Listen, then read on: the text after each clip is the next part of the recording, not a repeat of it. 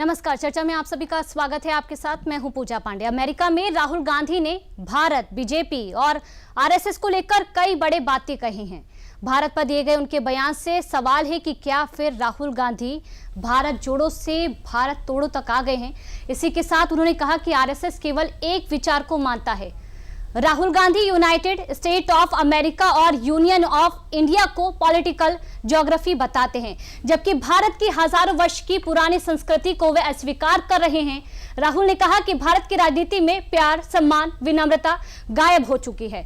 भारत से बेहतर वे चीन को मानते हैं, जहां रोजगार की व्यवस्था बताते हैं और उसे वो देख रहे हैं। लोकसभा में विपक्ष के नेता हैं राहुल गांधी। उनके विचार से उनकी पार्टी को फायदा मिल सकता है, लेकिन राष्ट्र प्रथम का अपमान किसी भी सूरत में स्वीकार नहीं है। टेक्सास में राहुल गांधी ने भारत को लेकर, बीजेपी को लेकर, आरएसएस को लेकर, महिलाओं को लेकर क्या बयान दिया है वो आपको सुनवाते हैं, फिर आगे चर्चा। तो देखिए, ग्राफिक्स के माध्यम से आपको समझा रहे, संविधान पर हमला किया जा रहा है। चुनावों को लेकर उन्होंने जिक्र किया कि चुनावों के बाद जिस तरह से लोकतंत्र को लेकर पीएम मोदी ने तमाम बातें कही, उससे जनता रूबरू हो चुकी। मेरे भाषण को टीवी पर दिखाया नहीं जाता था, जिसके बाद उन्होंने भारत जोड़ो यात्रा, ये बड़ा अभियान चलाया। बेरोजगारी के आगे सरकार ने सरेंडर कर दिया है और इसी के साथ रोजगार की जो व्यवस्था है वो चीन में वो देखते हैं, उसी को लेकर जो बखान है वो करते हुए राहुल गांधी टेक्सास में नजर आए। चलिए आगे बढ़ते हैं चर्चा में। राहुल गांधी ने टेक्सास में क्या कुछ कहा है वो आपको जल्दी से सुनवाते हैं। We share the fact that we are the two biggest democracies, but we share another very important fact, that we are both union of states. The United States, whose national anthem we also played. And in our constitution, it's clearly stated, India, that is Bharat, is a union of states, which means, just like in the United States, no state is superior to any other state. No religion is superior to any other religion. No language is superior to any other language. तो इसी मुद्दे को लेकर आज हम चर्चा कर रहे हैं। हमारे साथ भारतीय जनता पार्टी की प्रवक्ता हैं ऋचा राजपूत जी, आपका स्वागत है। ऋचा राजपूत जी, सबसे पहले आपसे समझना चाहेंगे, क्योंकि विदेश की धरती से एक बार फिर से राहुल गांधी ने भारत को लेकर बड़ा बयान दिया, इसको लेकर आपसे जानना चाहेंगे। पर इसी के साथ भारतीय जनता पार्टी और आरएसएस पर भी वो आरोप लगा रहे हैं कि महिलाओं को आगे नहीं बढ़ने देती पार्टी, महिलाओं की आजादी छीन रही है। इस पर आपका क्या कहना है? जी, बहुत बहुत धन्यवाद पूजा जी मुझे इस डिबेट में शामिल करने के लिए।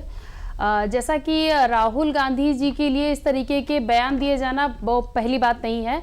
सबसे पहला तो जो हमला उन्होंने विदेश में जाके किया वो किया मीडिया पे, जिसको लोकतंत्र का हम लोग चौथा स्तंभ कहते हैं, जिस पे भरोसा है तो जनता की बात हम तक पहुंचती है। सबसे पहले वो ये कह रहे हैं कि उन्होंने पूरी यात्रा ही इसलिए की क्योंकि मीडिया अपना काम सही से नहीं कर रही है। दूसरा, चुनाव के समय में जो सैम पेत्रोदा जो लोगों को रेसिस्ट बता के लोगों के कलर पे टिप्पणी करते थे, उनको दोबारा से पूरा नेतृत्व दिया गया और उन्हीं की लिखी पढ़ी रटी हुई स्क्रिप्ट को उन्होंने हर जगह गाया। ये केवल एक इंटरव्यू नहीं है, उन्होंने विदेश में जिस जगह इंटरव्यू दिए सारे के सारे कॉपी पेस्ट थे। दूसरी बात ये भाषा को लेकर इन्होंने बहुत ज्ञान दिया कि तेलुगु भाषा के साथ क्या हो रहा है, मलयालम भाषा के साथ क्या हो रहा है। ये भूल जाते हैं कि नेहरू जी ने सबसे पहले क्या किया था हमारे इतिहास के साथ, जब उन्होंने जबरदस्ती हम पे भाषाएं थोपी गई थी, तब क्यों नहीं इन्होंने क्षेत्रीय भाषाओं को वो सम्मान दिया था जिसकी आवाज ये विदेश में जाके उठा रहे हैं। बहनों और महिलाओं की सुरक्षा की बात करते हैं, इनके ही पार्टी की राधिका खेड़ा जी के साथ जब इनके ही कार्यकर्ता बदतमीजी करते हैं तब तो इन्होंने नहीं कहा। मैंने बड़ा विस्तृत तरीके से इनका पूरा इंटरव्यू सुना, उसमें ये कह रहे हैं कि एक महिला आके मुझसे चिपक गई भारत जोड़ो यात्रा में और कह रही थी कि मैं बड़ी डरी हुई हूं क्योंकि मेरे संग घरेलू हिंसा होती है। अब घरेलू हिंसा पे बात करते हो जिसके लिए हमारे उत्तर प्रदेश में मुख्यमंत्री जी बैठे हुए हैं और आप अपनी राधिका खेड़ा जी के सम्मान के लिए बात नहीं करते हैं, जिनको मारा जाता है कमरे में बंद करके। तो जिस तरीके की अपमानजनक बातें कही गई हमारे सनातन के लिए, हमारी शिक्षा पद्धति के लिए, इन्होंने आरएसएस पे सवाल उठाए विदेश में जाके। मतलब मुझे लगता है कि मैं जिस सनातन संस्कृति से आती हूं, मैंने विवेकानंद जी का वो उद्बोधन सुना है शिकागो में जब उन्होंने मेरे भाइयों और बहनों कह के बोला था कि मैं सबसे पुरानी संस्कृति और सभ्यता से आता हूं और मुझे इस बात पे गर्व है। मैं हिंदू हूं, मैं सबसे सहिष्णु धर्म से आता हूं। मेरा वो धर्म है जिन्होंने पारसी धर्म को जगह दी, जिन्होंने सारे धर्मों को बराबर पनाह दी। तो हमें लगता है कि राहुल गांधी जी को कोई अमेरिका से चुनाव नहीं लड़ना है जो वहां पर जाके वो पब्लिक के बीच में अपने भारत को अपमानित कर रहे हैं। यदि वो बात करते हैं चीन की प्रसिद्धता की, मतलब चीन का वो गुणगान गा रहे हैं, तो क्या चीन में जातिगत जनगणना की बात कर सकते हैं राहुल गांधी जी जाके? अगर आप चीन को, एक विकसित देश को बाहर भारत के विरोध में रिप्रेजेंट करते हैं, तो आप ये भी बताइए ना कि 2014 से पहले जो भारत हमारा फोन मैन्युफैक्चर में किस नंबर पे था, आज वो चीन के बाद दूसरे नंबर पे है। ये सब बातें आपको नहीं दिखाई देती, लेकिन आप बात क्या करते हैं कि चीन बहुत अच्छा है और यहाँ की शिक्षा पद्धति गजब। देखिए, जिस गूगल की हम बात करते हैं उसके सीईओ भारतीय हैं, जिस यूट्यूब को सबसे ज्यादा देखा जाता है उसके सीईओ भारतीय हैं। क्या हमारी शिक्षा पद्धति पे सवाल उठा सकते हैं? लेकिन राहुल गांधी को शर्म आती है क्योंकि इनकी मानसिकता और इनका डीएनए कभी भारतीय नहीं हो सकता। ठीक है, आपसे समझना चाहेंगे ऋचा राजपूत जी, क्योंकि देखिए महिलाओं को लेकर जब राहुल गांधी ने बड़ा आरोप लगाया भारतीय जनता पार्टी और आरएसएस को लेकर, तो अगर आप जनता तक अवेयरनेस फैला सकें कि बीजेपी ने क्या महिलाओं के हित में फैसले लिए हैं। जी देखिए, भारतीय जनता पार्टी में अभी जो हाल ही एग्जांपल दे रही हूँ, जो 60,000 भर्तियां निकली है सिपाही की, माननीय योगी आदित्यनाथ जी ने कितना मंच से शानदार तरीके से बोला कि इसमें 20% जो हम आरक्षण देंगे वो महिलाओं को देंगे। तो कहीं ना कहीं जो एक होता है ना करनी और कथनी का जो फर्क होता है, हमारी सरकार बनते ही सबसे पहला कदम क्या था कि महिलाओं को हम किस तरीके से आगे बढ़ा सकते हैं, चाहे वो उनका राशन में नाम आगे लिखवाना हो, चाहे वो आवास में नाम आगे लिखवाना हो, चाहे उनकी कोई भी योजना से जुड़ी हुई चीजें करना, चाहे वो आयुष्मान कार्ड हो, चाहे वो लाडली बहना योजना हो। महिलाओं की सुरक्षा को लेके हमारी पार्टी क्या करती है, ये राहुल गांधी जी को भारतीय जनता पार्टी से सीखना चाहिए। ठीक है, क्योंकि आपसे ऋचा जी ये भी समझना चाहेंगे, लोकतंत्र अभी लोकसभा के चुनाव गुजरे हैं और कहीं ना कहीं राहुल गांधी और समेत विपक्षी दलों का ये कहना है जिस तरह से वो अपनी बात रखते हैं उससे पार्टी को मजबूती मिल रही है। पर इन सब के बीच क्या अगर पार्टी को फायदा पहुंच रहा है राष्ट्र को लेकर, देश को लेकर, भारत को लेकर, विदेश की धरती पर उसकी छवि को धूमिल करना सही है? देखिए, ये तो हमारी भारत की जनता जानती है कि हमारा भारत सारी संस्कृति और सारे धर्मों को लेकर चलने वाला देश रहा है। जिस तरीके से राहुल गांधी ने मुद्दा उठाया जातिगत जनगणना का, क्या ये भारत जोड़ो का कोई भी मुद्दा हो सकता है? जिस जातिगत जनगणना का विरोध इनकी दादी करती आई कि जात पे ना पात पे, इंदिरा जी की बात पे मोहर लगेगी हाथ पे, तो क्या आज पोता उनका विरोध करेगा?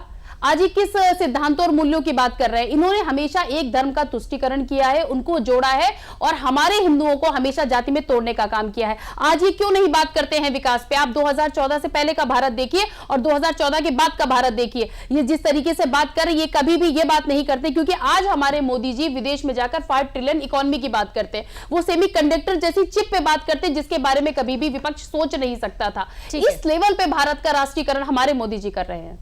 एक रिपोर्ट का रुख करेंगे, क्योंकि कहीं ना कहीं अब राहुल गांधी के बयान को लेकर जो घमासान है वो बढ़ चुका है और ये कितना आगे बढ़ेगा, इससे किसका नफा नुकसान हो रहा है जानने की कोशिश करेंगे। पर आगे बढ़े उससे पहले आपको दिखाते हैं खास report.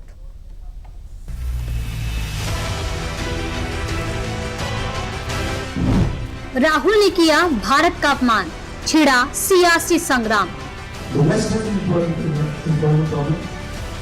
India has an important problem. There are many countries in the world that don't really have an important problem.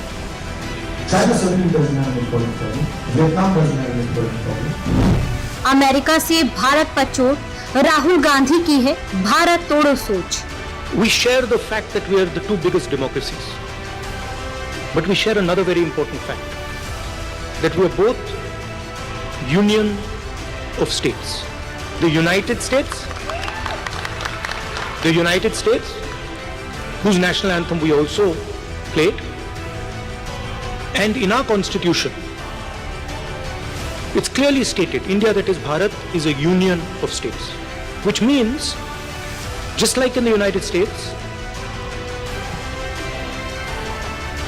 no state is superior to any other state, no religion is superior to any other religion, no language is superior to any other language.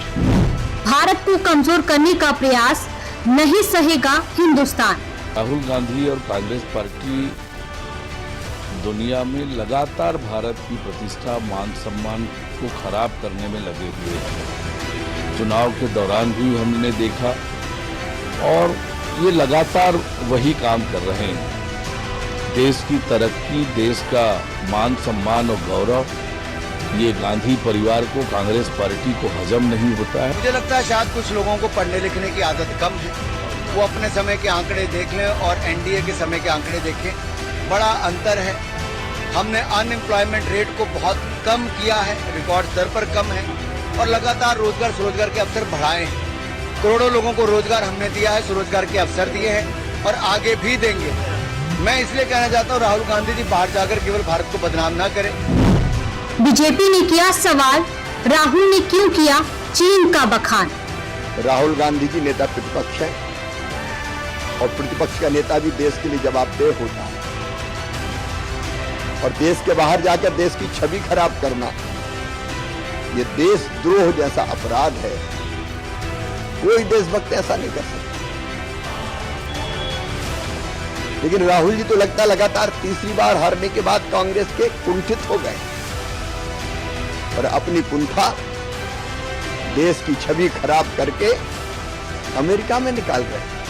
विदेश में जाकर जिस तरीके से भारत की बुराई करने की एक आदत राहुल जी की बन गई है, ये कहीं ना कहीं गलत राजनीति की परंपरा की शुरुआत नहीं है। आपसी मतभेद जरूर हो सकते हैं और सत्ता पक्ष विपक्ष में हमेशा से रहे हैं, पर विदेशी मंच पर जाकर अपने राजनीतिक मतभेदों को अपने व्यक्तिगत राजनीतिक लाभ के लिए इस तरीके से इस्तेमाल कर अपने ही देश की बुराई करना, ये कहीं से उचित नहीं है। प्रदेश से प्रहार, राहुल के बयान पर आर पार।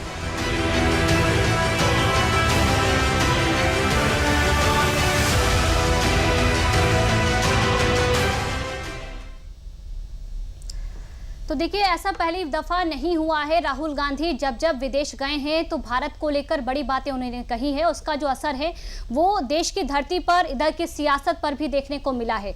अब देखिए, इस मामले को लेकर केंद्रीय मंत्री गिरिराज सिंह और कांग्रेस पार्टी के जो नेता हैं प्रमोद तिवारी, उन्होंने क्या कहा है वो आपको सुनवाते हैं। राहुल गांधी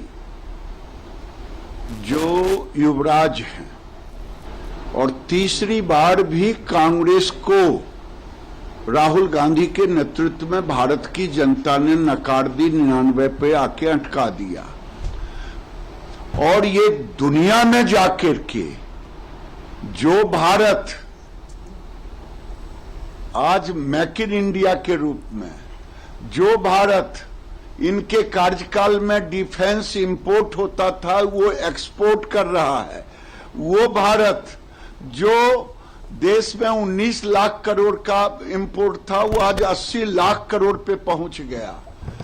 वो भारत की तारीफ करने के बजाय बाहर में जाकर के, इंडिया के बाहर, भारत के बाहर जाकर भारत को गाली देना, ये तो लगता है चाइना की तारीफ करना, दुश्मन देश की तारीफ करना, ये लगता है चाइना के पैसे पर पलते हैं और चाइना की ही बात ब्रांडिंग करने के लिए ये बाहर में जाके चाइना का ब्रांडिंग कर रहे हैं।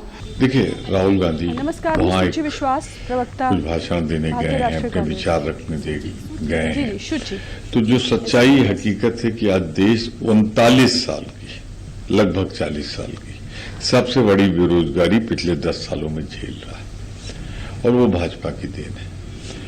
तो एक ऐतिहासिक सच्चाई है, भौगोलिक सच्चाई है और आंकड़ों के हिसाब से सच्चाई है। कुछ देशों में रोजगार की समस्या नहीं, उसका भी जिक्र उन्होंने किया है। तो राहुल गांधी ने नौजवानों की एक बड़ी मौजूद समस्या पे ध्यान खींचा है। तो हमारे साथ कांग्रेस पार्टी की प्रवक्ता हैं शुचि विश्वास जी, आपका स्वागत है। शुचि विश्वास जी, सबसे पहले आपसे जानना चाहेंगे, क्योंकि देखिए राहुल गांधी विदेश जाते हैं, आप जाइए, अगर आपकी परेशानी है भारतीय जनता पार्टी से, आरएसएस से, तो आप अपनी बात खुलकर तौर पर रख सकते हैं, पर राष्ट्र को लेकर, भारत को लेकर, देश को लेकर, इसके पीछे का कारण अगर आप बता सके, राहुल गांधी बार बार भारत को लेकर इस तरह के बयान क्यों दे रहे हैं? क्या इससे पार्टी को फायदा हो रहा है? उसी के साथ जानना चाहेंगे क्या राष्ट्र से ऊपर है पार्टी?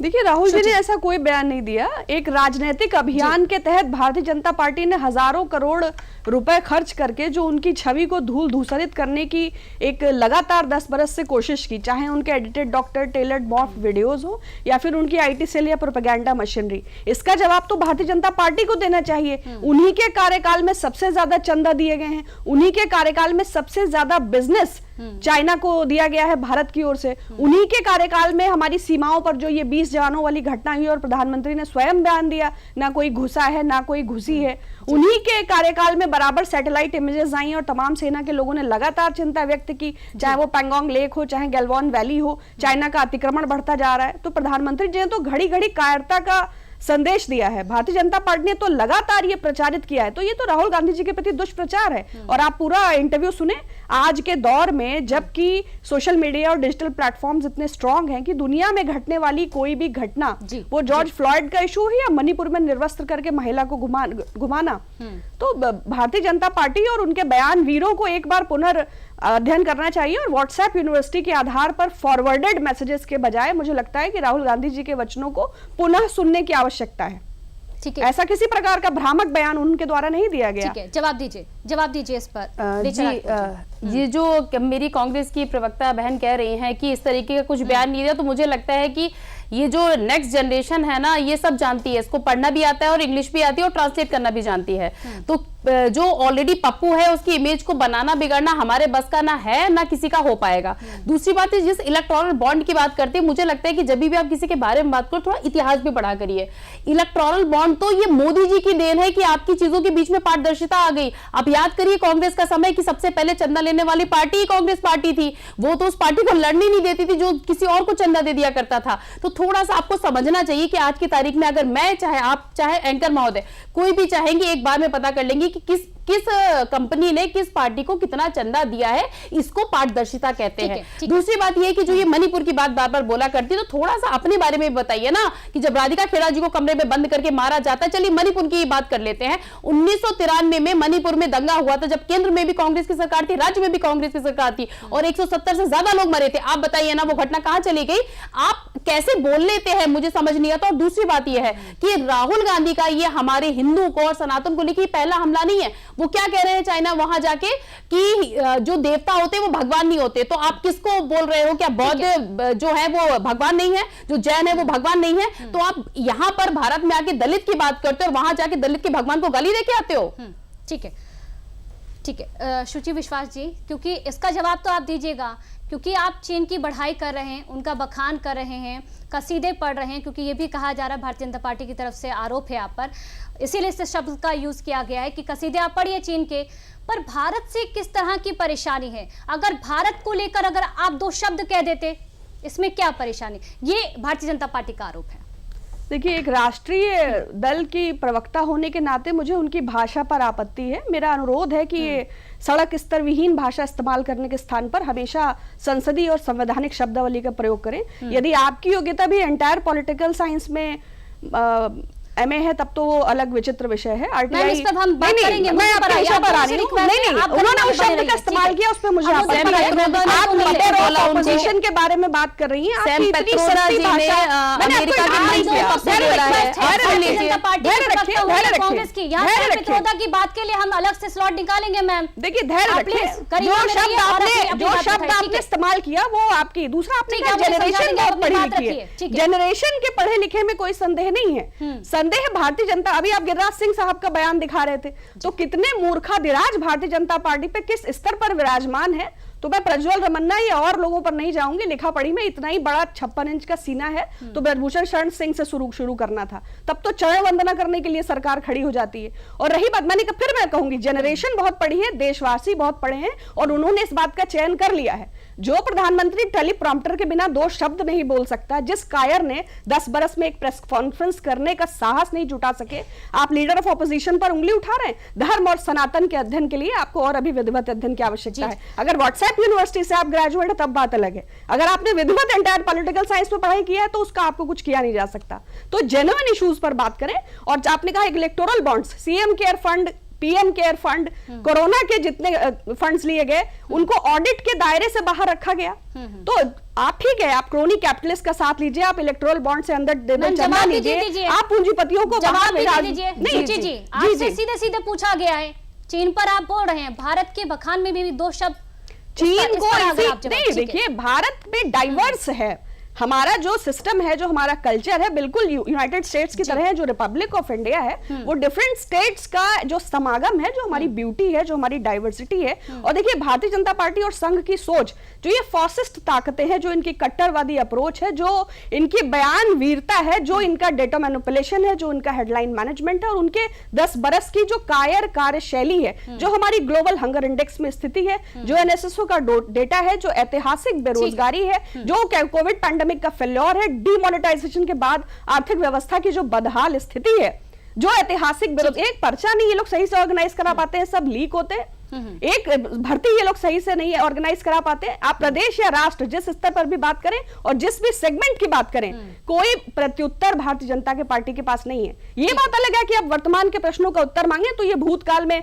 वो इमरजेंसी और ये और वो दुनिया, बताइए राधिका खेड़ा का इन्होंने जिक्र किया, वो तो हमारे साथ में भी प्रवक्ता रही है। मैं इतनी लंबी फहरिस्त आपको बता दूंगी कि एक भी विषय का प्रत्युत्तर नहीं दे सकती। और मैं पुनः अनुरोध करती हूँ भारतीय जनता पार्टी के सभी प्रवक्ताओं से, मेरी साथी समेत, कि अगर कभी भी भाषा का इस्तेमाल करें तो हमेशा आप अपने दल का पक्ष रखनी है, और इतनी सस्ती भाषा। ठीक है, तो बड़ा आपके पास आएंगे। भारतीय जनता पार्टी के प्रवक्ता हैं हमारे साथ ऋचा राजपूत जी, आपसे समझना चाहेंगे, क्योंकि राहुल गांधी ये कह रहे हैं कि भारतीय जनता पार्टी हुई या आरएसएस हुई, एक विचार को आप क्यों रखते हैं? क्योंकि यहाँ पर तो विविधता की बात होती है देश में, फिर एक विचार क्यों? जी, सबसे पहले तो मुझे भाषा का ज्ञान दे रही हैं हमारी बड़ी बहन, और खुद प्रधानमंत्री जी को कायर कह रही हैं। कायर संसदीय शब्द, लिमिटेड, मौत का सौदागर कहने वाले कौन है इनको बहुत अच्छे से पता है, नाली का कीड़ा कहने वाले कौन है ये सबको पता है। और दूसरी बात है, जो ये मैंने शब्द का इस्तेमाल किया है, ये मैंने ही अमेरिका के उस मंच से निकाला है जो सैम पेत्रोदा जी ने कहा कि भारत में सब इनको पप्पू कहते हैं, तो मैं अपने मन से कुछ भी नहीं बोलती हूँ।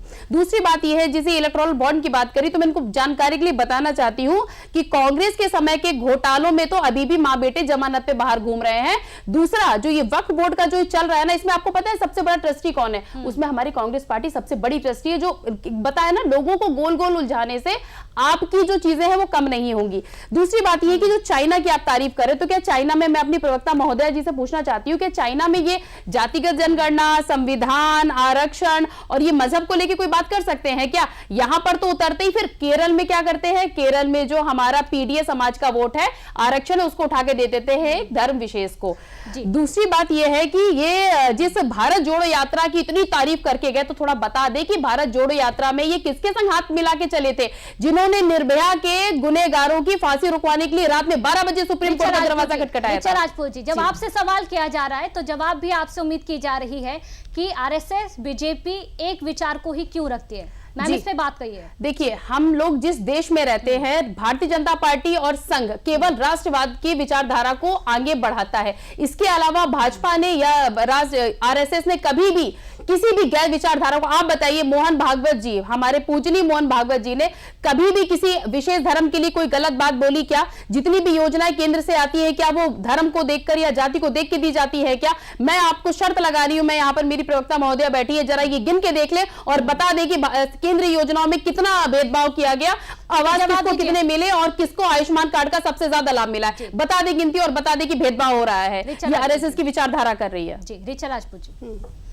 देखिए, आपका प्रश्न था कि एक ही विचार के इर्द गिर्द क्यों रहती है। दरअसल राष्ट्रीय स्वयंसेवक संघ और भारतीय जनता पार्टी ये कट्टरवाद पर आधारित है। तो इनकी जो सोच है, इन्होंने संविधान की प्रतियां जलाई, इन्होंने अपने नागपुर के हेडक्वार्टर्स में कभी तिरंगा नहीं फहराया, इन्होंने सदा से राष्ट्रवाद की जो परिभाषा गढ़ी वो साहित्य, इतिहास और कुटिलता के इर्द गिर्द। आप इनके ऑर्गेनाइजर, हम गोलवलकर के बंच ऑफ थॉट्स और डिटेल हेडगवार में नहीं जाएंगे, मगर इनकी जो सोच है वो कट्टरवाद आधारित है। उसमें डिविसिव पॉलिटिक्स, उसमें कम्युनल हेट्रेड, उसमें मेजॉरिटी बेस, उसमें माइनॉरिटीज को कुचल कर, उसमें दलित आदिवासियों को हितों को दरकिनार कर क्रोनी कैपिटलिस्ट का साथ दे, वही इनका मूल है, वही इनका आधार है। ये जिस संसद का पांव छू के उठते हैं उसी को ढहा के नहीं खड़ी कर देते हैं, फिर नीली बाल्टी लगा के वो टपकने लग जाती है। और जो धर्म को जिस प्रकार ये बेचते हैं, आपने देखा ही इनकी क्या दुर्गति हुई अयोध्या में, क्या बद्रीनाथ में, क्या रामेश्वरम में, क्या चित्रकूट में। उसके बाद फिर ये वहां भी लाइटें चोरी हो जाती हैं, मंदिर की छत टपकने लग जाती है। अभी शिवाजी की मूर्ति गिरी हो, आपने देखा कहीं हाथ गया कहीं पांव गया। फिर आपने तो ये घोटाले वाले लोग हैं, इनको चाहिए कि इनकी पार्टी में फंड आना चाहिए। और राष्ट्रीय स्वयंसेवक संघ इतना बड़ा पेट्रियार्कल, आपके पूजनीय मोहन भागवत जी से प्रश्न करिएगा कि इतने बड़े ऑर्गेनाइजेशन का एक भी महिला विंग नहीं है, क्यों भाई? आधी आबादी को दरकिनार करने वाले लोग जो धर्मांधता के साथ खड़े हैं, जिनका चेहरा इतना विद्रूप है, जो अष्टभुजाधारी की तरह देश में जहर बोते हैं, जो लव जिहाद और इन जैसी तमाम ऐसी घटनाओं का समर्थन करते हैं। और केरल का जिक्र कर रही हैं, यही हमारे गृह मंत्री साहब जब केरल में पहुंचते हैं, cow is a staple diet. Uttar Pradesh में आते ही उनकी माता में कन्वर्ट हो जाती है। ठीक है। 10 बरस में सबसे बड़ा पिंक रिवोल्यूशन लाते हैं, उनके पार्टी को इलेक्टोरल बॉन्ड के थ्रू फंड मिलता है, सबसे बड़ा जो सप्लायर है बीफ का वो उनकी पार्टी को चंदा देता है। तो इनका चेहरा अलग है, इनकी चाल अलग है, इनका चरित्र अलग है, ये नकारा लोग हैं। और जहां तक राहुल गांधी समय की कमी है, ठीक है, समय की कमी है, ज्यादा से ज्यादा सवाल हम ले सकें। ऋचा राजपूत जी, आपसे जानना चाहेंगे, क्योंकि भारत जोड़ो आंदोलन बड़े स्तर पर किया गया, राहुल गांधी इस पर अपनी बात रख रहे हैं कि उनकी आवाज दबाई गई, उन्हें बोलने नहीं दिया गया, टेलीविजन पर भी ये वो बड़ा आरोप लगा रहे हैं, इस पर आपका क्या कहना है? जी, सबसे पहले तो जो ये कह रहे हैं कि मेरी आवाज दबाई गई, तो मुझे लगता है जिस प्लेटफॉर्म पे हम बैठे हैं इसको भी मीडिया का ही एक प्लेटफॉर्म बोला जाता है, और मुझे नहीं लगता कि सुची जी की आवाज कोई दबा पा रहा है। तो इस तरीके के अनर्गल बातें, और जो ये कहते हैं ना व्हाट्सएप यूनिवर्सिटी, तो क्या व्हाट्सएप इनके फोन पे इंस्टॉल नहीं है क्या? सबको पता है कि कहां से सुबह मैसेज आते हैं और कहां तक शाम को जाते हैं।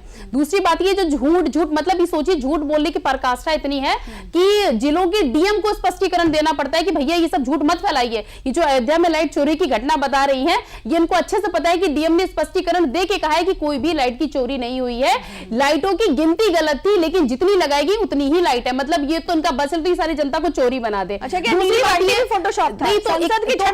समस्या यही तो है ना, समस्या यही तो है कि जब हमारे भगवान राम त्रिपाल में रहे सालों, तब इनको तकलीफ नहीं हुई। तब ये सुप्रीम कोर्ट में जाके ये कहा करते थे कि राम तो है ही नहीं है, राम का तो अस्तित्व ही नहीं है। आपका भी बहुत बहुत शुक्रिया, समय की कमी है। और शुचि विश्वास जी, आपका भी बहुत बहुत शुक्रिया अपनी बात रखने के लिए, जानकारी हमारे दर्शकों के साथ साझा करने के लिए। तो जिस तरह से राहुल गांधी ने अमेरिका के टेक्सास में ये बड़ा बयान दिया है, उसको लेकर तय माना जा रहा है कि आर पार की जो लड़ाई है वो आगे भी जारी रहेगी। पर इन सबके बीच एक बार फिर से बड़ा सवाल कि आप भारतीय जनता पार्टी को लेकर बात रखिए, आरएसएस को लेकर बात कहिए, पर राष्ट्र को लेकर, देश को लेकर इस तरह से बातें रखना कितना सही है, ये बड़ा सवाल है। चर्चा में हमारे साथ जुड़ने के लिए बहुत बहुत शुक्रिया, नमस्कार।